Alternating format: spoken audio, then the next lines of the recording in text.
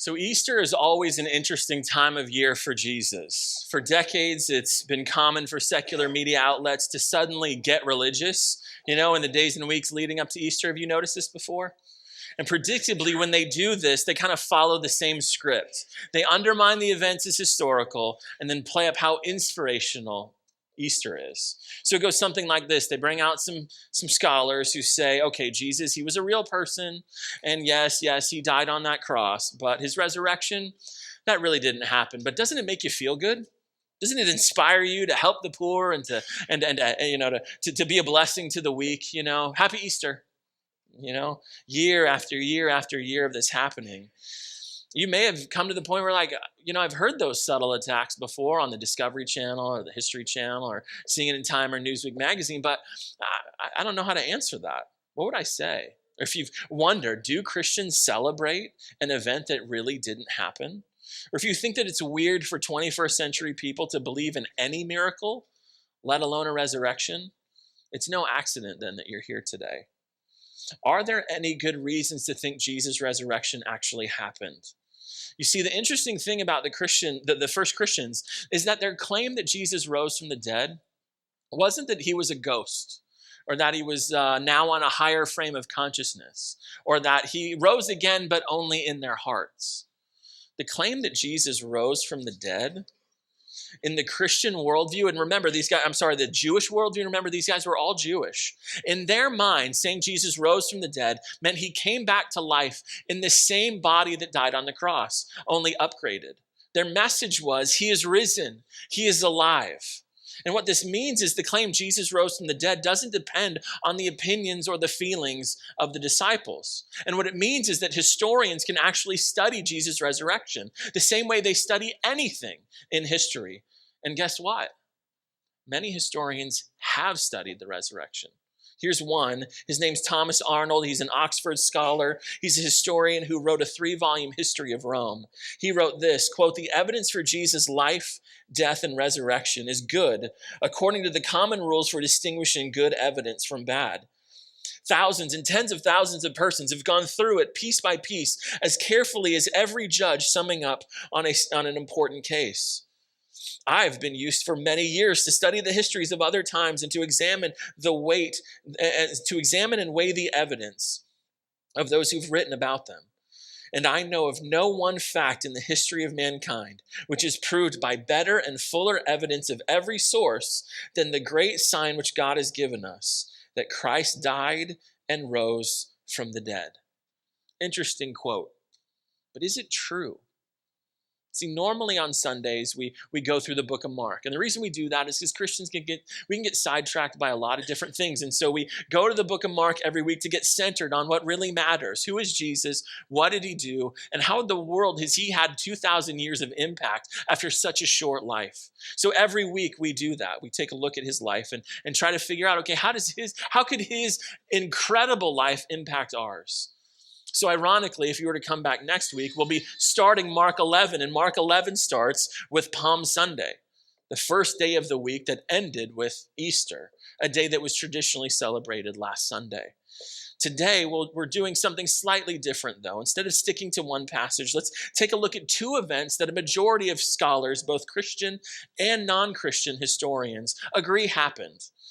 Not in the disciples' hearts, but actually happened 2,000 years ago in real time. So if you brought a Bible this morning or got one from one of the ushers, turn to John 19. If you got a Bible from one of the ushers, that's page 775. John 19. To kind of help us understand, okay, what's going on here? And to help us see what I'm talking about, look at John 19.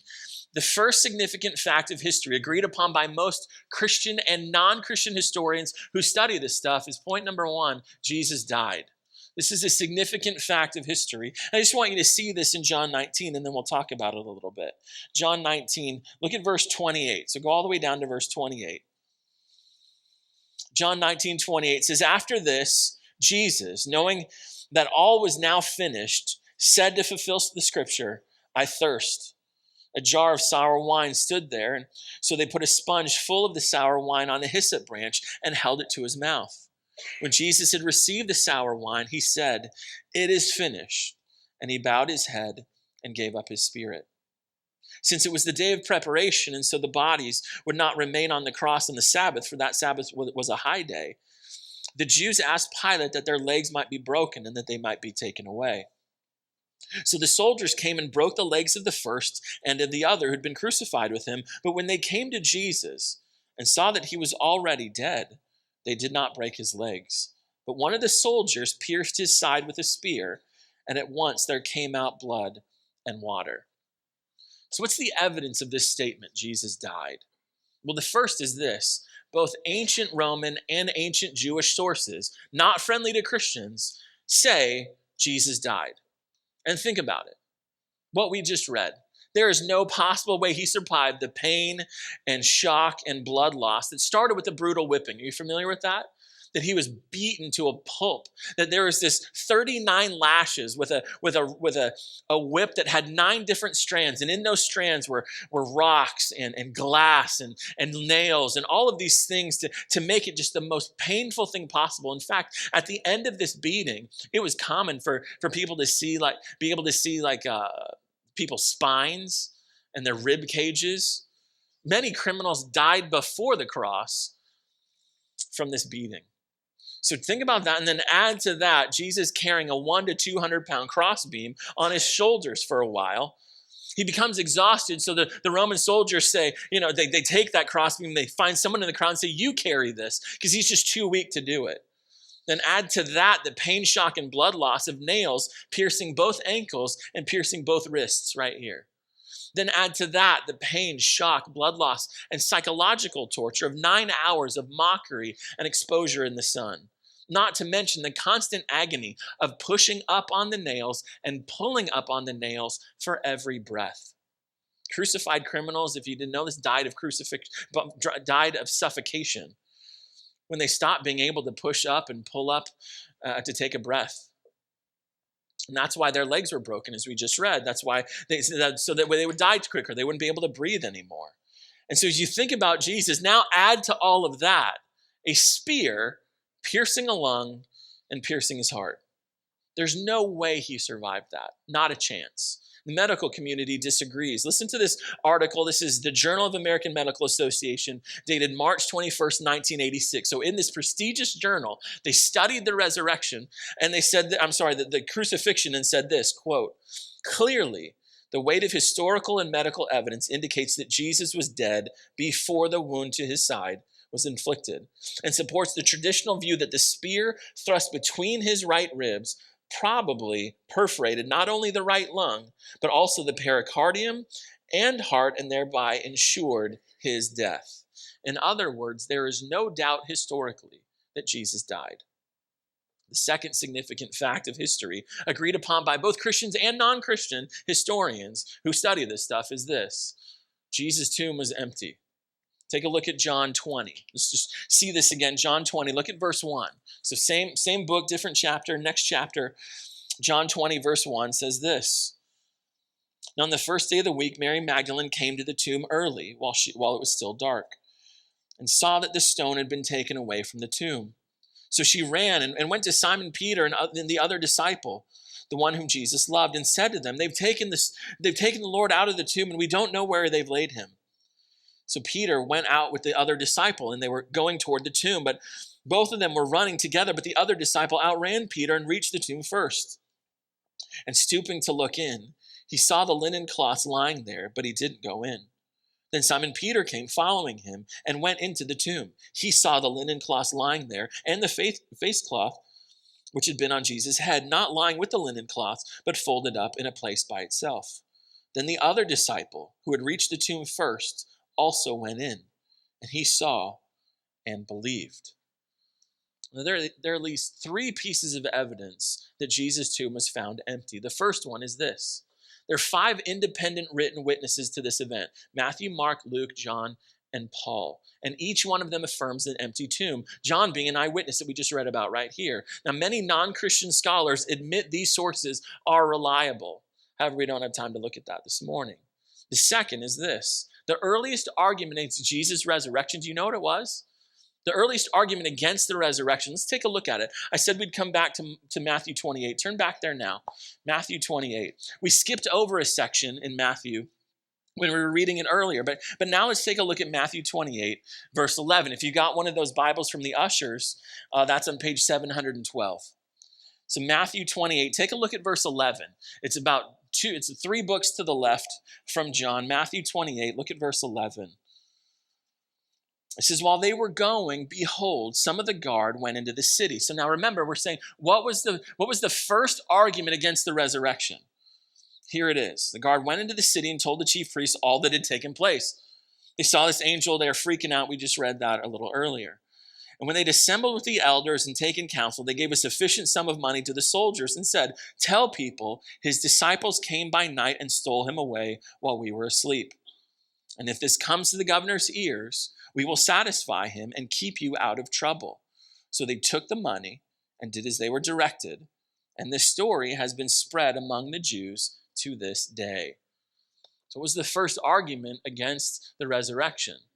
The disciples stole the body. But let me ask you a question. If the body was stolen, what does that say about the tomb? It was empty. The assertion by the enemies of Jesus, this is why historians read this stuff and go, this has to be factual, because here are the enemies of the early Christians. Here are the enemies of Jesus who had him killed, affirming a historical reality, namely, that the tomb was empty. And finally, think about this. Christianity didn't start 1,000 miles away or even 2 miles away from where Jesus was buried, right? It started in Jerusalem, the city where he was buried. So if the tomb wasn't empty, the Jews and the Romans would have produced the body. Especially, if you read a little bit in the book of Acts, you find out that after just a couple months after Jesus died, thousands of people had come to Jesus. This had become a major problem. So the Romans and the Jews would have been so happy to just cart out the body, on a cart and go, here he is, he's dead. This is all stupid. Why are you following this? But they couldn't do that. You know why? The tomb was empty. You really want to kill the early Christian movement, which the Romans and the Jews really wanted to do, produce the body. Christianity is over. And you know why it was over? It would be over because the first message of the early Christians was this: he is risen. He is risen. So historians, both Christians and non-Christians, agree, for many of the reasons I gave just now and a bunch more, that Jesus was a real person. He died before being taken down from the cross, and they also agree that his tomb was empty 3 days later. So, okay, Pastor, it's a great history lesson, but what's the point of all that? I'm glad you asked. Whenever the resurrection is talked about as inspirational but not historical, whenever arguments are given against the resurrection being historical, it's not historical, it's not factual, it's just a resurrection in their heart. You can actually use those two facts of history that are believed by Christians and non-Christians alike is actually happening. You can use those to dismantle most of the popular objections against the resurrection. Let me show you how. I'm just going to go through a few of the objections right here and show you, notice how these two facts help with these objections. So objection number 1, Jesus passed out on the cross. You might have one of these objections right now. Jesus passed out. Well, after he was wrapped in his burial clothes, wrapped up like a mummy pretty much, and there's this cool air in the tomb and all the sweet spices from all of the myrrh and other things that were there. He had 3 days to rest, and after those 3 days, he wakes up. This has been one of the most influential objections for centuries among academics who refused to think Jesus' resurrection actually happened. However, based on that objection, this is what we're to believe. Jesus wakes up with dozens of pounds of burial cloth wrapped around him, and that spices and the cool air in the tomb suddenly revived him and gave him enough strength to take all of those things off of himself. Then he gets up, walks over to the door of the tomb with holes in his ankles, rolls what some scholars estimate to be 4 to 6 ton stone away, with holes in his arms, holes in his wrists, dislocated arms, and again, holes in his ankles. And, don't forget about the spear wound. Sneaks past the guards in this pitiful state, walks 7 miles, we see in the book of Luke, walks 7 miles to where his early disciples are in the city of Emmaus, and proclaims himself victorious over death. A person in that pathetic condition would need the ICU. There's no way he could proclaim, I'm the Lord of life. But other than that, the absurdity of this, what's the easiest answer to this objection? We just saw it. Jesus died. It's a fact of history. The torture before and the cross itself didn't make Jesus like a guy I read about recently in South Africa who woke up after 21 hours in the morgue. Could you imagine that? Being the nurse that day? Walking by the morgue and seeing someone sitting up? That's not what we're talking about here with Jesus. And here's the thing, too. There's no way that Jesus could have fooled these Roman soldiers. Roman soldiers knew killing about as well as your kids know Facebook. Like this is, or how well you know your job, or how well you know your sports teams, or your video games. They were experts in killing. And they would have been killed if they let anybody off the cross who was not dead. There's no way that Jesus lived. This objection actually wants to get us to believe in another miracle, namely that Jesus survived the cross and a spear through his heart. No, Jesus didn't pretend he was dead. He didn't pass out and wake up. He died. Objection number one, reduced to ridiculous with just one fact of history. Here's another extremely influential objection. Jesus' resurrection is a myth. It's just made up. Resurrection, it's a legend that grows up over time to describe the life of Jesus. You know, it's like Elvis and Michael Jackson or Tupac or all these other people are like, hey, we've seen him. He's not really dead. And that's the same thing that happened. It's just that this kind of caught on unlike those other things did and just took a life of itself after all because he was just larger than life and nobody could believe that Jesus really died. Easiest answer. If it's a legend and not true, if it's not factual, then how could the tomb be empty? There's no chance of a legend starting if there's a full tomb. This objection to the resurrection fails to account again for the Romans and the Jews who would have exposed this as fast as possible, but they couldn't because they didn't have the body.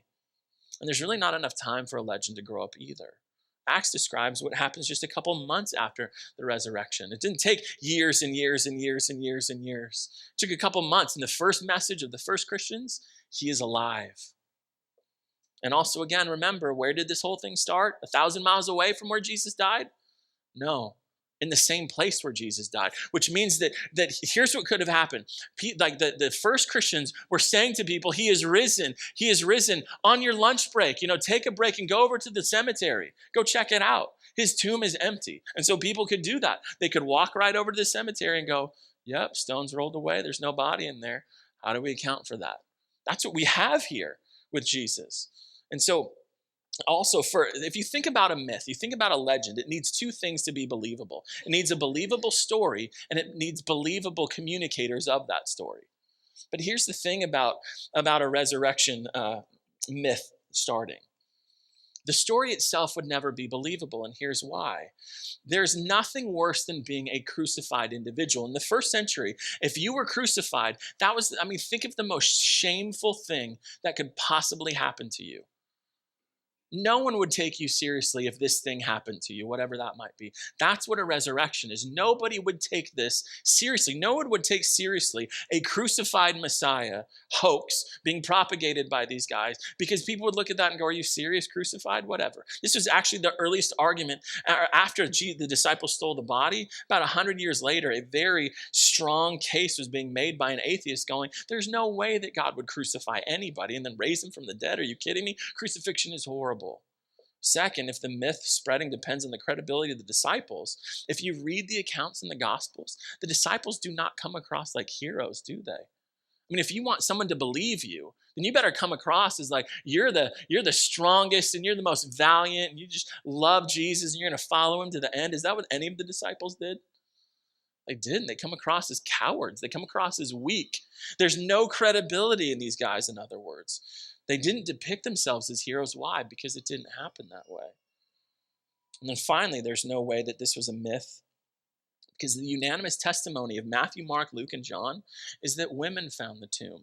Now, for us, we read that and go, it's no big deal. But in the first century, that is a huge deal. Women were second-class citizens in the first century. Jewish men thanked God daily in their prayers for not making them women. I don't know if you knew that. Their testimony, women's testimony wasn't even accepted in a court of law for first century Jewish culture. So if the disciples made up a resurrection to convince people to follow them, the legend of an empty tomb never would have had women telling them, the disciples, that he was risen. That would have caused people to say, this can't be true. And yet it is true. Why? Because it's the way it happened. And that's why historians look at this and go, you can't make this stuff up. You don't make this up, what they did. And if it's historical, that's strong evidence to support that Jesus' crucifixion is not based on a legend. Objection number 2, reduced to ridiculous with just one fact of history. The tomb was empty, and a little bit of cultural background. Now, objection number 3. The disciples hallucinated Jesus' resurrection. It was a hallucination. As a pastor, I've talked with people who've been married for 40, 50, 60 years, and when their spouse dies, they actually dream that their spouse shows up and talks to them and interacts with them, or it's not dreaming. They actually have this experience with their dead husband or wife. Well, what people argue is, well, that's the same thing. The disciples were just so broken that Jesus was gone, and they couldn't just handle this, and so they were just so deeply depressed that they hallucinated Jesus. They had a dream about him. Well, think about it, though. If people only thought they saw Jesus but didn't actually see him, if their grief produced hallucinations or dreams about Jesus, but he wasn't really there, then where would his body still be? In the tomb, right? If it was a dream or hallucination, how do you account for the empty tomb? You can't. The absence of Jesus' body is unexplainable in this objection.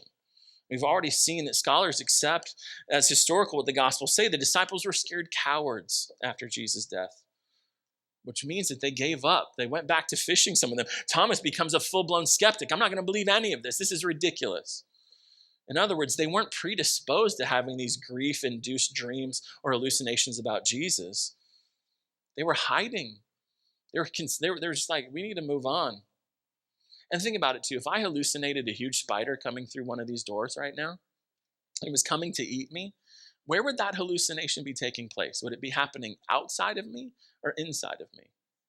Happening inside of me, right? Because hallucinations are personal things. They're not things that other people have. There's no such thing as a public hallucination. They didn't have holograms at that time. So these are, and what we find in the New Testament, though, is that Jesus' appearances are public events where many people at the same time see the same Jesus doing the same things. He appears to multiple people multiple times in a lot of different ways. Jesus, this hallucination just doesn't work. Hallucinations just don't work like that. So disciples didn't hallucinate. Objection number 3 is defeated again with one fact of history: empty tomb and a little common sense about hallucinations. And so here you see 3 extremely influential objections that people have had for centuries, that have been used to undermine the commitment that Christians have to their commitment to Jesus, and at the same time keep getting recycled over and over and over again in the popular culture. But now there's one objection that we looked at earlier that we haven't answered yet. We saw that there's just 2 facts of history: Jesus died and the tomb was empty. Just those 2 facts dispel some arguments, but not all of them. Take a look at this objection. Someone stole the body. Well, if you think about it, the objection accounts for a dead Jesus and it accounts for an empty tomb. Those are both of our agreed upon facts of history. So now what?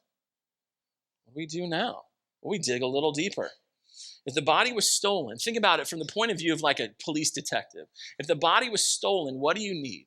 You need to figure 3 things out at least. You need to figure out who did it, you need to figure out how they did it, and you need to figure out why they did it. Those 3 questions need to be answered in order to understand, like, okay, someone stole the body, who's the culprit? Who did it?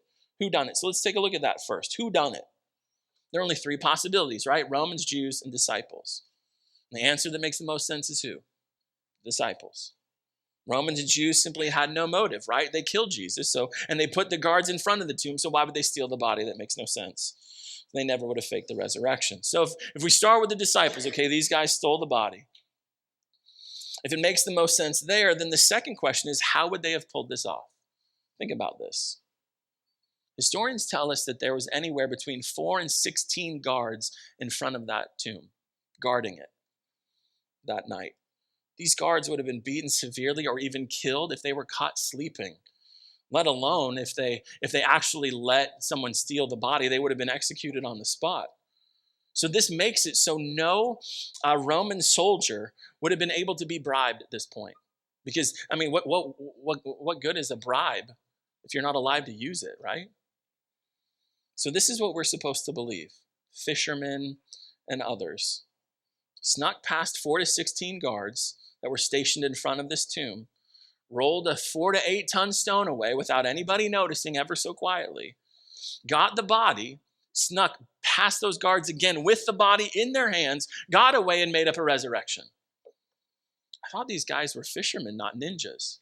Like, how did they figure that out? And third, the question is, did they even have a motive? Like, why would they steal Jesus' body? The answer is they wouldn't. First, to steal Jesus' body and proclaim him resurrected goes against everything the disciples believed. What did they believe?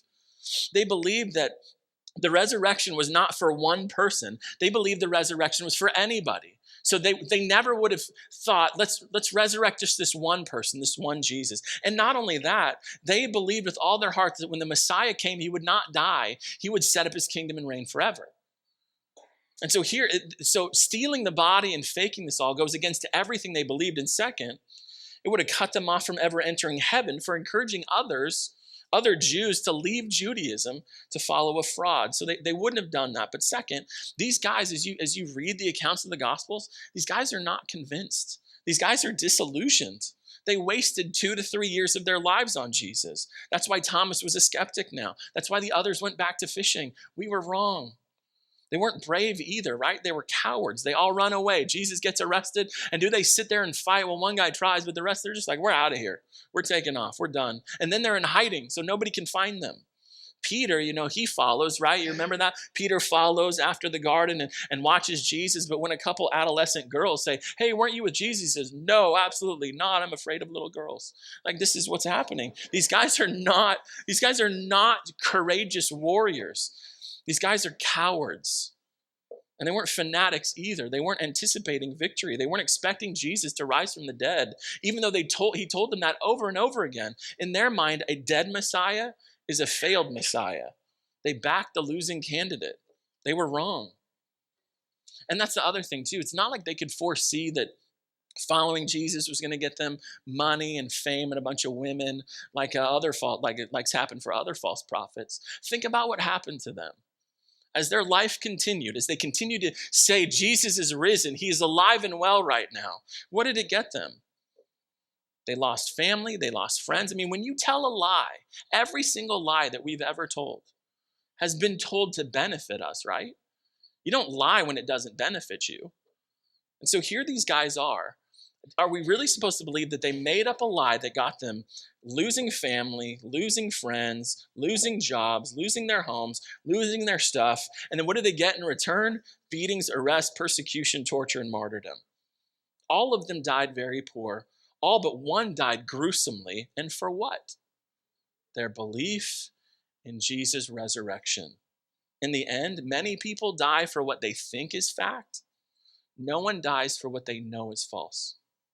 There's no evidence that any one of Jesus' first followers cracked in the face of torture and a painful death, saved themselves by confessing, okay, we made it all up. There's no evidence of that, but by the way, if that happened, it would have been published everywhere because in a very short time, Christianity was spreading all over the Roman world.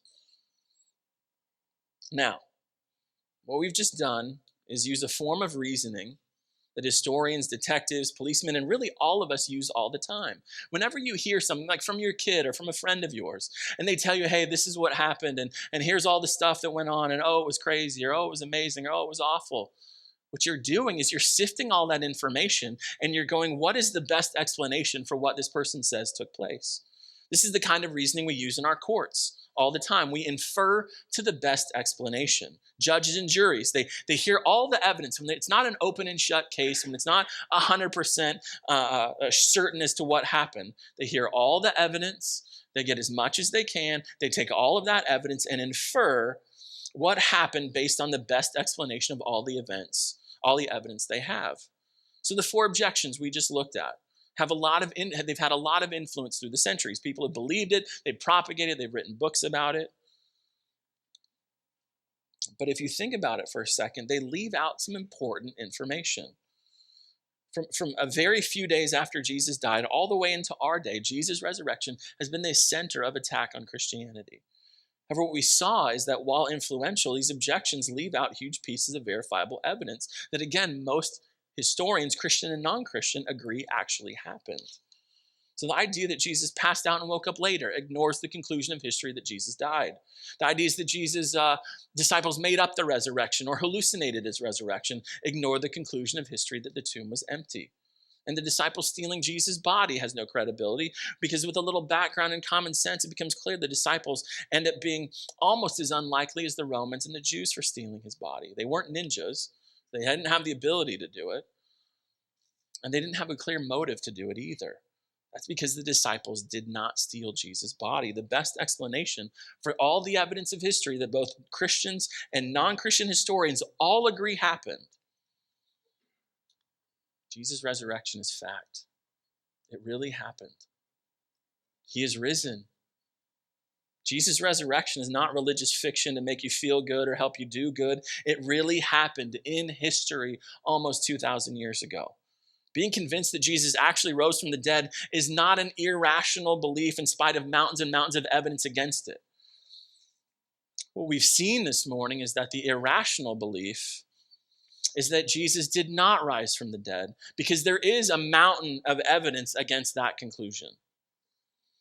What we've seen is that the irrational belief at the end of the day is something that we call blind faith. Most people think religions are like ice cream flavors. You just kind of take the one you like. But as we saw this morning, Christianity being fact does not depend on whether or not I like it.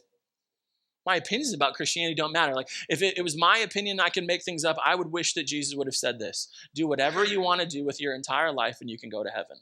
If I was making up a religion, that's what I would want. That would be my preference. The problem is that my preference runs smack into reality. And as we saw today, the whole thing stands or falls on one issue. Not do I like it, but did he rise from the dead? Christianity depends on history. It depends on one event Christians claim really happened. But Jesus' resurrection didn't happen, it's false. Regardless of how it makes me feel, regardless of what it makes me do, if it happened, Christianity is fact. Period. After looking at all of this, though, most will end up rejecting it anyways. The reason is because the conclusion points to something supernatural. And since many today have an anti-supernatural bias, they will reject these conclusions, even though the evidence points to Jesus' resurrection actually happening and being the best explanation. Instead of being open-minded and going wherever the evidence leads, many will refuse to let a divine foot in the door of their life. They will they'll put their fingers in their ears, they'll sing la la la la la la la, and run away from affirming a conclusion that is not based on evidence. There is a phrase for that. It's called blind faith. That someday someone will figure out a better explanation when all the evidence points to one clear conclusion. Jesus' resurrection is fact. It actually happened. One of the authors of one of the books I recommend on the back of your notes is a guy named J. Warner Wallace. He goes over much of the same evidence that I did today, only goes in a lot more depth and brings a lot more in that we just don't have time for. For 30 years, he was a cold case detective in LA County and a committed atheist. So one Sunday, maybe like you this morning, he wanders into a church and he says that he heard a pastor talk about the resurrection as if he actually believed it happened. And so he goes, so what I did in response to that was I took all of my training as a cold case detective and I applied it to Christianity because I wanted to prove it wrong. I couldn't believe people still believed the superstitious nonsense in the 20th century. So after months and months of intense investigation with all the motive of proving Christianity wrong, Mr. Wallace becomes convinced that Jesus actually rose from the dead. However, he says that wasn't the end of his investigation. He writes, quote, "It's one thing to believe that Jesus rose from the dead, but it's another thing to believe in him as Savior." There's a vast gulf between those two things. Do you know that? You may have heard all of this today and thought, pretty compelling. I didn't know that. I need to think about this more. And that's great, but it's a far cry from, if he's alive right now, what does that mean for me? Everything I've said before this moment has been introduction to get you to this verse. 2 Corinthians 5:15. Jesus died for all, that those who live might no longer live for themselves, but for him who for their sake died and was raised. Let me say that again. Jesus died for all. He died for every human being, that those who live might no longer live for themselves. You're going to live for something. You're either going to live for yourself or you're going to live for him who for your sake died and was raised. I met with a guy recently and asked him, if you believe, as we talked for a while, and I said to him at the conclusion, I'm like, so if you believe that Jesus did all those miracles and he died as your substitute, meaning he gets the punishment you deserve for all your sins, and that he rose again 3 days later, and that he did all of that because you believe he's the Son of God. If you think all of that is fact, I said to this guy, then why would you think he accepts anything less than absolute allegiance to him? Then I ask you the same thing. Does Jesus have your allegiance? Are you living for yourself or are you living for him? If you're convinced that Jesus' resurrection is fact, then he definitely shouldn't be ignored the other 51 weeks of the year because he's alive 24/7, 365. If you're convinced Jesus' resurrection is fact, if you're convinced it really happened, there's no other acceptable response than giving him your life. Come to him in unconditional surrender to him as Savior and Lord, because that's what he is. And how did he prove that? He doesn't say, believe me just because I said so, or believe me because it makes you feel good. He rose from the dead and said, believe that. When you give him your life, he gives you his perfect life. Pretty sweet. And then what God does is that God will forever think of you based on Jesus' resume, not yours. That's a pretty sweet deal. I'll close with these remarks from Mr. Wallace. At the end of his investigation, he concludes, quote, if Jesus rose from the dead and ascended into heaven as the eyewitnesses reported, he is alive today. He is God. As an atheist, however, I enjoyed being my own God. I liked being the only judge and jury I would ever require. I was unwilling to submit my authority to anyone or anything bigger than myself. As you examine the evidence for Christianity, ask yourself the same question I eventually had to ask myself. Am I rejecting this because there isn't enough evidence, or am I rejecting this because I don't want there to be enough evidence? Are you denying the resurrection on evidential grounds, or simply because you're stubbornly biased against anything supernatural, or pridefully unwilling to submit your authority? End quote. Jesus' resurrection is fact. What's it going to be for you? Let's pray. Jesus, every week we gather here to pray to you and sing songs to you and look at your life and see how our lives in 21 centuries later can be shaped by yours. And that only makes sense if your resurrection is fact. What I'm really grateful to you for, Jesus, is that this is a historical event that my opinions and my feelings don't matter in the face of. It doesn't matter if I don't like the country of Australia. It's there. It doesn't matter if I don't like the resurrection. It's there. And if I don't think it's there, it's something that I can study. It's something that I can figure out. And for my own self, after doing that over years and asking questions, came to the same conclusion. You are alive right now, hearing this prayer. And like you said at the end of Matthew chapter 28, you are with us always, even right now. Jesus, thank you for opening our eyes to this. Please, God, every single one of us in this room is in a different place with you. And so there's no accident that any one of us are here. And so my prayer, God, is that as we are all in this different spot with you, that you'll nudge us and you'll push us and you'll influence us toward the direction you want us to go after our time here today. And I pray that you would give us hearts not to push against that, but to receive it and to follow you. Do this, please, please, for our good. Do this, please, so that people will see just how great you are. In your name I pray, Jesus.